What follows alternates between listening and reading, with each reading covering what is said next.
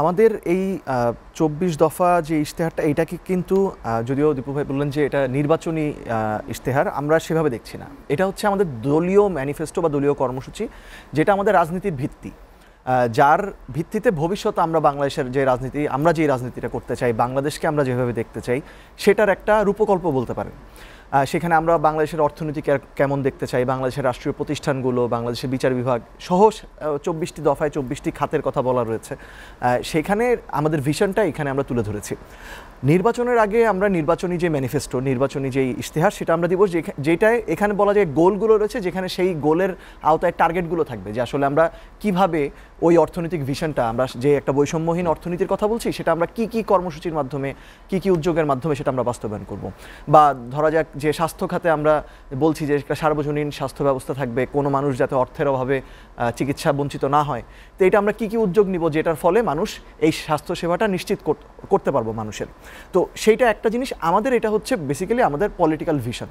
সেটা আমরা দীর্ঘদিন ধরেই আসলে আমাদের নিয়ে একটা প্রশ্ন ছিল, বিশেষ করে আমরা যখন আত্মপ্রকাশ করলাম রাজনৈতিক দল হিসেবে, তারপরে জানতে চাচ্ছিলেন মানুষজন যে আসলে আমাদের রাজনীতিটা আসলে কি পন্থী, আমরা রাজনৈতিক দর্শনটা কি, সেটারই একটা বলা যায় যে দলিল আজকের যেই ২৪ দফা, সেটা এইটার ভিত্তিতেই আমরা ভবিষ্যতে যতগুলো নির্বাচন আমরা লড়বো সেগুলো এইটার ভিত্তিতে কর্মসূচি। যেটি প্রথমে বলেছেন যে প্রথম ২ দফা যেটি নতুন সংবিধান বা সেকেন্ড রিপাবলিক, সেটি আসলে কোন প্রেক্ষাপটে বা কোন প্রক্রিয়ায় বাস্তবায়িত? দেখুন, এইটা আমরা তো যখন জাতীয় নাগরিক কমিটি গঠিত হয় গত বছরের সেপ্টেম্বরে, তখনই নতুন সংবিধানের কথাটা ওই নাগরিক কমিটির ইশতেহারে বলা ছিল, ঘোষণাপত্রে। পরবর্তীতে জাতীয় নাগরিক পার্টি যখন আত্মপ্রকাশ করলো, তারপরে এই সেকেন্ড রিপাবলিকের কথাটাও আমরা বলেছি। সেকেন্ড রিপাবলিক আমরা কেন বলছি? সেকেন্ড রিপাবলিক বলতে অনেকেই আসলে ফ্রেঞ্চ রেভলিউশনের পরে ওদের সেকেন্ড রিপাবলিক যেরকম হয়েছিল সেরকম কিছু একটা ধরেন। আমরা যেটা বলছি সেটা হচ্ছে বাংলাদেশের যে ৭১ সালে যেই প্রজাতন্ত্রটা আমরা পেয়েছি, সেটায় জনগণের সাথে রাষ্ট্রের যে সম্পর্ক ছিল, রাজনৈতিক দলগুলোর সাথে জনগণের যে সম্পর্ক ছিল, এই সব কিছুর ক্ষেত্রেই আমরা এক ধরনের ব্রিটিশ ঔপনিবেশিক ধারার একটা ধারাবাহিকতা দেখতে পাই। আমাদের প্রশাসনিক ক্ষেত্রে যদি বলি, আমাদের রাজনীতিতেও এক ধরনের সামন্ততান্ত্রিক ধারারই একটা ধারাবাহিকতা দেখেছি। এবং আমরা আমাদের অর্থনৈতিক ক্ষেত্রেও আমরা দেখেছি যে পাকিস্তানে আমরা ২২ পরিবার বলা হতো, এখন হয়তো সেটা ২২০০ পরিবারে যে ঠেকেছে, কিন্তু ওই ধরনের এক ধরনের লুটেরা অর্থনৈতিক ব্যবস্থাই আমাদের দেশে ছিল। সেই জায়গায় আমরা বলতে চাই একটা নতুন ফ্রেশ বিগিনিং প্রয়োজন, যেখানে আমাদের প্রশাসনের সম্পর্কটা আসলে শোষণমূলক হবে না, এটা ওই যে সার করা সেটা না হয়ে এটা একটা জনগণের সেবা দান কেন্দ্রিক একটা প্রশাসন হবে। এবং আমরা এই ক্ষেত্রে আমাদের রাজনীতিও হচ্ছে জনকল্যাণ ভিত্তিক এবং জনগণের অংশগ্রহণ ভিত্তিক হবে। সেই জায়গাতে আমরা বলছি যে আমাদের নতুন একটা প্রজাতন্ত্র আমাদের গঠন করা প্রয়োজন। সেইটার কারণেই সেকেন্ড রিপাবলিকের কথাটা বলা। আর নতুন সংবিধানের যে প্রয়োজনীয়তার কথাটা যদি আসি, এখন জুলাই সনদে যতটুকু ঐকমত্য হয়েছে, আপনি ওই নোট অফ ডিসেন্ট সহ বা ছাড়াই যদি ধরেন, এইটা তো এখন বাংলাদেশের বর্তমান সংবিধানটায় যদি ধরি যে সংশোধন করে এই জিনিসগুলো অ্যাকোমোডেট করা হবে, তাহলেও তো আসলে সংবিধানটা একটা নতুন রূপ পাচ্ছে। এটা তো ৭২-এর সংবিধান যতদিন ধরে চলেছে, ওইটার সাথে এটা একটা বেশ স্পষ্ট কিছু পার্থক্য তৈরি হয়ে যাবে।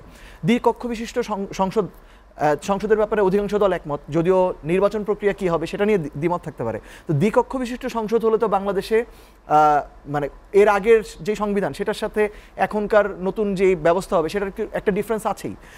আমরা এটাকে নতুন সংবিধান বলতে যাচ্ছি বেশ কয়েকটি কারণে। একটি হচ্ছে যে এই যে কাটাছেঁড়া করার চেয়ে আমরা একটু ফ্রেশলি শুরু করি। সেই ফ্রেশ করতে গেলে যে ৭২ বা অতীতের সংবিধানের সব কিছু একেবারে বাদ দিয়ে দিতে হবে সেটা তো আমরা বলছি না। আমরা বলেছি যে স্বাধীনতার ঘোষণাপত্র যেটা দেওয়া হয়েছিল মুজিবনগর থেকে, সেই স্বাধীনতার ঘোষণাপত্রের ভিত্তিতেই আলোকেই আমাদের এই কন্টিনিউশনটা চলবে। সেকেন্ড যেটা হচ্ছে সেটা হচ্ছে একটা আইনি বিষয় রয়েছে, আইনি ভিত্তি প্রয়োজন। সেই আইনি ভিত্তিটা কেন প্রয়োজন? আপনি অতীতে যদি দেখেন যে বিভিন্ন বিশেষ করে উপমহাদেশের সংবিধানগুলোতে আমরা দেখেছি বিচার বিভাগ অনেক ক্ষেত্রেই সংবিধানের বেসিক স্ট্রাকচার ডক্ট্রিন অনুসরণ করে সংবিধানের বিভিন্ন সংশোধনীকে অবৈধ রায় দিয়েছে, যেটা বাংলাদেশের পঞ্চদশ সংশোধনীর ক্ষেত্রে দেখেছি, অষ্টম সংশোধনীর ক্ষেত্রে এবং পঞ্চম সংশোধনীর ক্ষেত্রে দেখেছি। সো ভবিষ্যতে আসলে যদি আমি এরকম সংবিধানের আসলে একটা মৌলিক স্ট্রাকচারটা আমরা বদলে ফেলছি, আমরা রাষ্ট্রপতিকে আরও ক্ষমতায়িত করছি, আমরা সাংবিধানিক কিছু প্রতিষ্ঠানকে নির্বাহী বিভাগের আওতার বাইরে নিয়ে যাচ্ছি, আমরা প্রধানমন্ত্রীর ক্ষমতার ক্ষেত্রে কিছু সীমাবদ্ধতা আনছি, আমরা ৭০ অনুচ্ছেদের মতো জিনিস বাদ দিয়ে দিচ্ছি, এরকম অনেক কিছু, এবং আমরা সংসদও দ্বিকক্ষ বিশিষ্ট করে ফেলার দিকে চলে যাচ্ছি। তাহলে আমরা এইটা তো অনেক ক্ষেত্রে বেসিক স্ট্রাকচারকে ভায়োলেট করে বলে মনে হতেই পারে। তাহলে এইটা তো ভবিষ্যতে এক ধরনের লুপহোল রেখেই দেয়, যেই লুপহোলের মাধ্যমে আবার আমরা পুরনো যেই গোলকধাঁধার মধ্যে যাতে প্রবেশ না করি। তো যেহেতু সবাই অ্যাগ্রি করেছে যে এই সংশোধনগুলো করা প্রয়োজন, তাহলে কেন এটাকে আমরা নতুনভাবে নতুন একটা সংবিধান করব না, তাতে আমরা কোনো বাধা দেখছি না। এবং আরেকটি বিষয় হচ্ছে যে এটি অবশ্যই আমরা মনে করি যে এই সংশোধনীগুলো, দেখুন নির্বাচন করে একটা দল কিভাবে রাষ্ট্র পরিচালনা করবে এটা অধিকাংশ জনগণের মতামতের ভিত্তিতে হলে সমস্যা নেই, কিন্তু সংবিধানটা কি?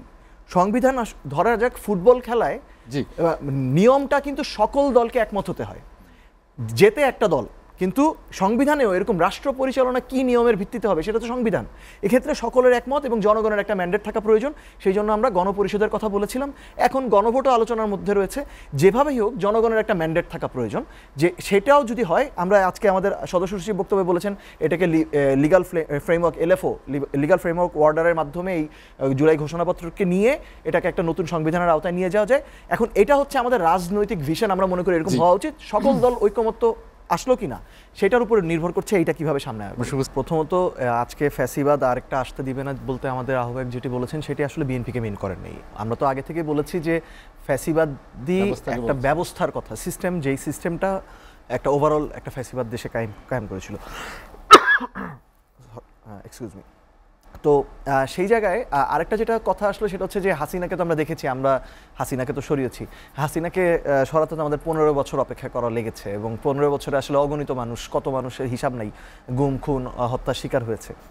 তাই সেটা ওই প্রসেসে আমরা আর যেতে চাই না, কারণ বাংলাদেশের ইতিহাসটা হচ্ছে 20 বছর পর পর আমাদের বড় বড় বিভিন্ন আন্দোলন করা লাগে এবং প্রচুর মানুষের রক্তপাতের মাধ্যমে আমাদেরকে আবার শাসক শ্রেণীকে লাইনে নিয়ে আসা লাগে। তো এই প্রসেসে আমরা যেতে চাই না, আমরা একটু জাতি হিসেবে উন্নয়নের দিকে যেতে চাই। সেটার জন্য আমরা এই পলিটিক্যাল এই যে মারামারি কাটাকাটি এই থেকে ঊর্ধ্বে উঠতে চাই। আর যেই যেটা আসলো যে আসলে দেখুন আইনি ভিত্তি যদি দেওয়া হয় ক্ষতি তো নাই কোনো, জুলাই সনদের লাভ আছে। লাভটা হচ্ছে সবাই একটু আশ্বস্ত হয়। শঙ্কা বা সংকট গণমাধ্যম যেভাবে যত বড় করে বলে, আমার মনে হয় এই গত 1 মাসের আলোচনার পরে সংকটটা অনেকটাই কেটে এসেছে। এটা কিছুটা সত্য যে পারস্পরিক অবিশ্বাসটা রয়েছে, সেই অবিশ্বাসটা কাটাতেও সময় লাগবে। এটা আমাদের রাজনীতি করতে করতে এক দল আরেক দলের সম্পর্কে যত বেশি ভালো বুঝবে, জানবে, কেননা আসলে গত 15 বছর হাসিনাকে দেখে আমাদের আসলে রাজনীতিবিদের প্রতি যে অবিশ্বাস তৈরি হয়েছে, এটা কিছুটা ওই ট্রমা কাটিয়ে উঠতেও আমাদের সময় লাগবে।